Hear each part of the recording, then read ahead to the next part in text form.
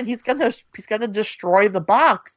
And Geordi stops him, and he says, someday when you're ready, you might want to try this. And I would be a pretty terrible friend if I didn't keep this for you. That's our episode.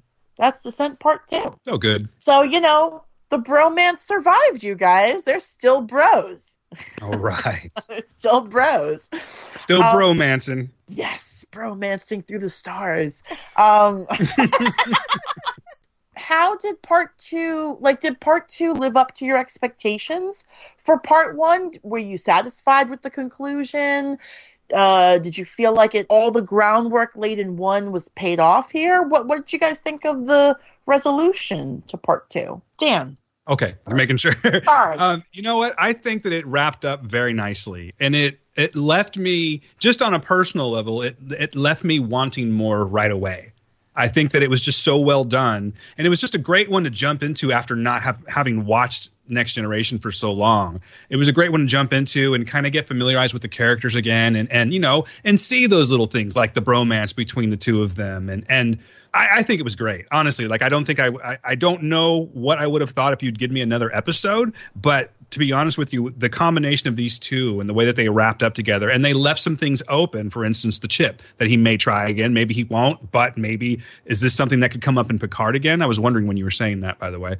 I don't know. I was really happy with this, and it's just kind of restored this whole thirst for the Next Generation. I just cannot wait to start watching it and getting through the entire series. That's so awesome. I'm so happy to hear that. And that's real. Really I'm being completely real with you. Oh, no, I know you are. I know you are. Brooke, how about you? What'd you think of the resolution in part 2? I mean, it seems like it kind of wrapped it up a little quickly, but that's okay because I just love Geordi and Data's friendship. Mm-hmm. They're better together always because I just love how they play off each other and how they're written. Data learns stuff from Geordi, but I feel like sometimes Geordi can learn things from Data. So I'm glad that it's all sort of resolved-ish, and Geordi wants to keep the chip because it might be something good for Data, and you want to be happy for your friends, and you want the best for them, and sometimes it's not the right time, so you say something, but he's like, hey, when we know the time's right. Mm-hmm. I got it right here in my pocket.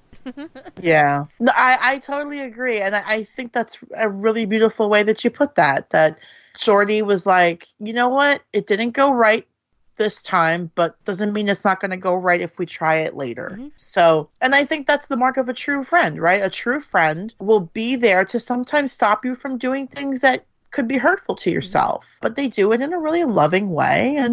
And yeah, that's the bromance here between Geordi and Data. It's great. I was trying to find this in my handwritten notes that back to Hugh, Jonathan Del Arco. One, he had auditioned for Wesley Crusher and didn't get it, which was interesting. He's played more than one character in Star Trek. Also interesting. But he really didn't have much exposure to Star Trek, and he didn't really know at all who the Borg was whenever they hired him for this job. Well, not this one, but, Iborg. Anyway. Mm-hmm. He was so, happy to return. It says that he had pitched some story ideas, and one was maybe close to this, but, that could be just hearsay. So I thought that was fun that he got so psyched after playing Hugh that he wanted to come back, and I'm like, no wonder he's coming back. And also, Dan, if you've watched the trailers, you wouldn't have recognized him because he does not look like a Borg anymore. Oh, okay. All right. Yeah. But, so we don't...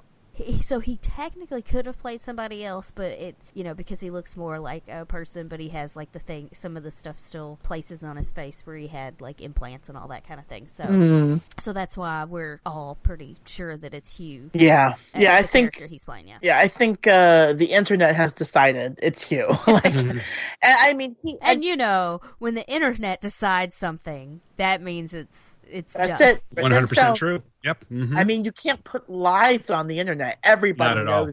Well, I'm glad we're all in agreement about that. Absolutely.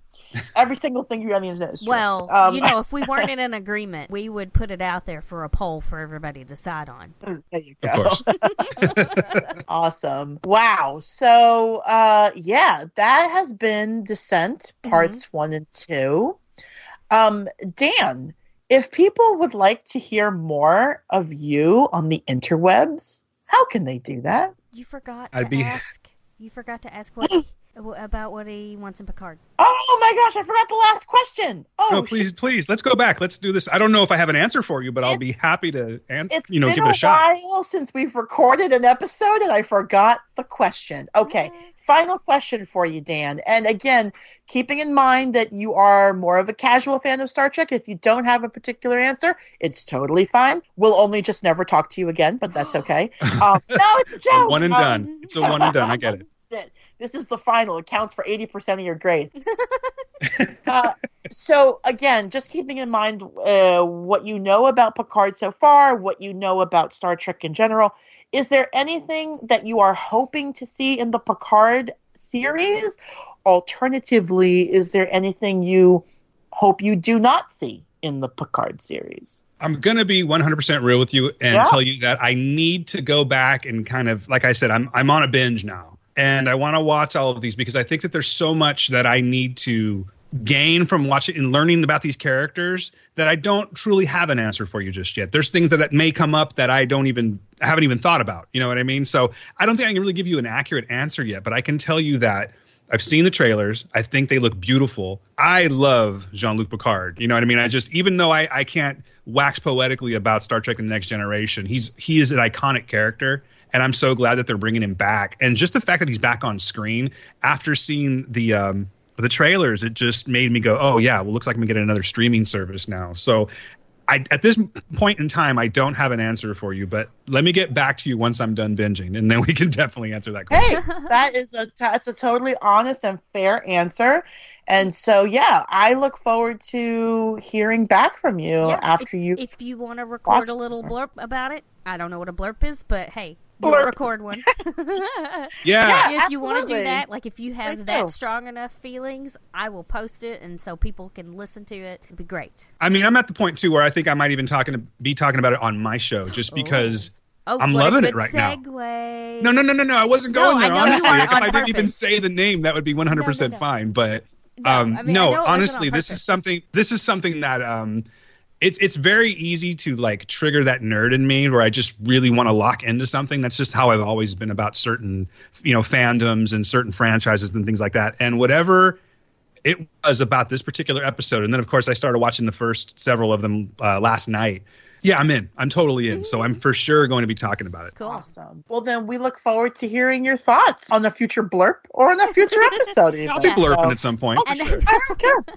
And I know you weren't meaning it to be a segue, but because Rebecca started to go to that question, where can we hear more of you or find you on the internets? That kind of thing, on the interwebs. You can find me on the interwebs and internets, the Twitters, the Facebooks, all of that. I do a show called Heroes of Noise with my friend Steve Hudson, and we've been going for a little over 2 years now. We just are getting ready to put out episode 91. Well, it's going to be in the future, but if we were talking about right now, it's coming out tomorrow.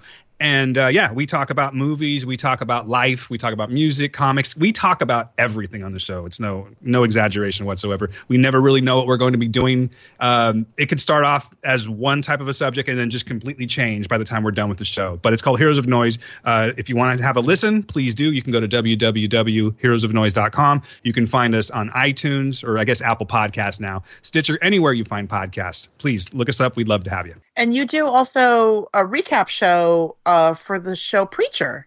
I do. Yeah, that show is now over, but the episodes are still out there. So we have 4 seasons of The Word, the unofficial Preacher podcast. Thank you for reminding me about that. So if you are into Preacher, or maybe you're thinking about watching Preacher and you want to have some kind of a companion piece to go with it, a recap, if you will, very detailed recap, please check us out. Yeah, you can find that. Excuse me. You can also find that at www.heroesofnoise.com. We have it all right there. Awesome.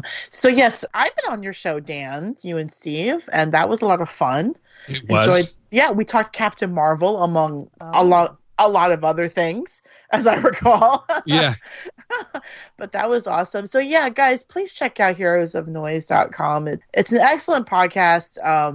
Dan and Steve are 2 of the most genuine people that I have the pleasure of knowing, and I mean that sincerely. You guys are thank you. very genuine, and you mean everything you say, and I love that. I really do.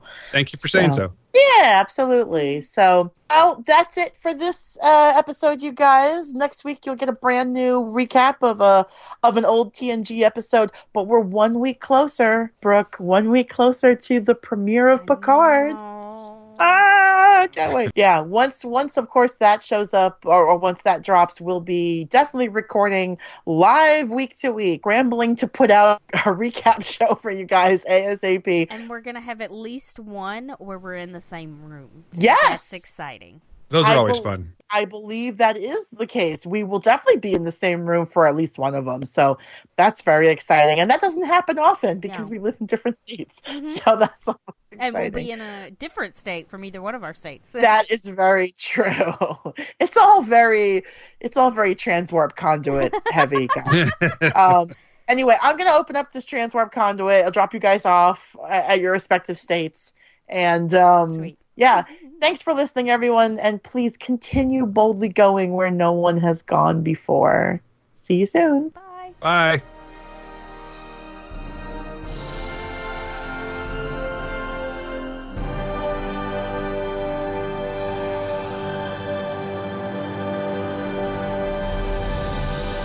The Cardcast is hosted by Rebecca and Brooke. You can find us at facebook.com/PicardCast, on twitter.com @ThePicardCast, or email us at picardcast@gmail.com. Thank you for listening, and boldly go where no one has gone before.